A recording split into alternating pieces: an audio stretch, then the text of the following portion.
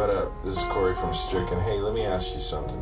What satisfies you? You know, what really defines success for you? Is it a lot of money, fame, women, power, recognition, all the above? Maybe you never really thought of yourself or even realized yourself chasing these things. You know, it's not necessarily a bad thing to desire or pursue things. But what I asked was what satisfies you? You know, there's a difference. The money, the fame, the power, all that stuff's temporary. I mean, who knows if you're ever going to get it, or if you do, how long you're even going to keep it. Like a lot of us, I came from an off family. I've wasted a lot of time chasing wine, women, and money. I've had some, and I've lost them. I've turned to drugs, chasing both acceptance and escape. On a couple of occasions, I was at death's door.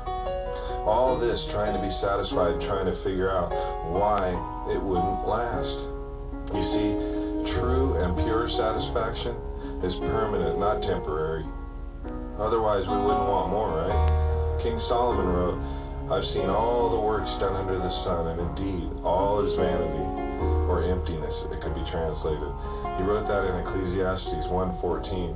Can you believe it? King Solomon, given wisdom by God above all men, 300 wives, 700 concubines or girlfriends, a nation of Israel that's boundaries were at its largest ever under his kingship, and still not satisfied. Still, he said, that all under the sun was emptiness or vanity, he said. The son of the greatest king, King David, he struggled with his own house, divided by his other son Absalom. This guy was the Bill Gates of his time, and he called it all vanity or emptiness. Why?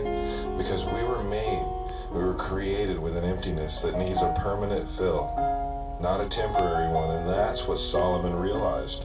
It is all emptiness. Only God can be permanent. So only God living in you can truly satisfy.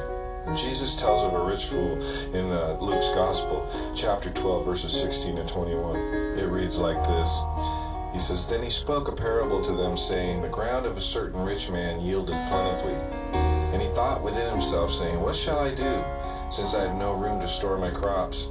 And he said, I'll do this, I'll pull down my barns, and I'll build greater, and there I'll store all my crops and goods. And I'll say to my soul, Soul, you have many goods laid up for many years. Take ease and eat and drink, be merry. But God said to him, You fool, this night your soul will be required of you. Then whose will those things be which you have provided? So is he who lays up treasure for himself and is not rich towards God." You see, all that stuff, it can't help when you're dead. Laying up treasures for yourself, that stuff is temporary. Treasures that honor God, those things are permanent. Get it? Back in verse 15, Jesus said that one's life does not consist in the abundance of the things that he possesses. That's a real important point. Proverbs 16:25 says this, "There's a way that seems right to a man, but the end of it is death." If we rely on what we think or what we do, we will never find God, and we won't find true satisfaction. Jesus said, "I am the way, I am the truth, and I am the life, and no one comes to the Father, or God, but by me." You get that? There's no other way. Jesus said, "No one comes to the Father but by me."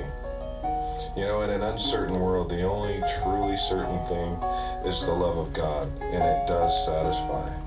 And if this message of God has spoken to you, would you pray this prayer with me? Let's humble our hearts. Father God, I'm a sinner, Lord. I want to be satisfied, Lord, and in you is the only place to find true satisfaction, Lord. Lord, I believe that Jesus is God. I believe that he came as a man, Lord. And I believe that he shed his blood. I believe he shed it for me, for all of us, Lord.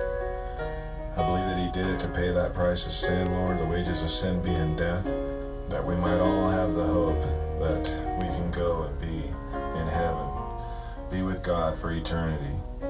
And I believe that 3 days later, like the prophets spoke of old, Lord, that you rose from the dead, Lord, and you conquered death to give us all the hope that we need. conquered death, Lord, took the sting right out of it. Lord, I believe all these things, and I put my faith in you, Lord. And I pray that your Spirit will seal me, Lord. And that when this life is done, I'll be with you forever and ever. And I pray all this in that name, being above all names, Jesus.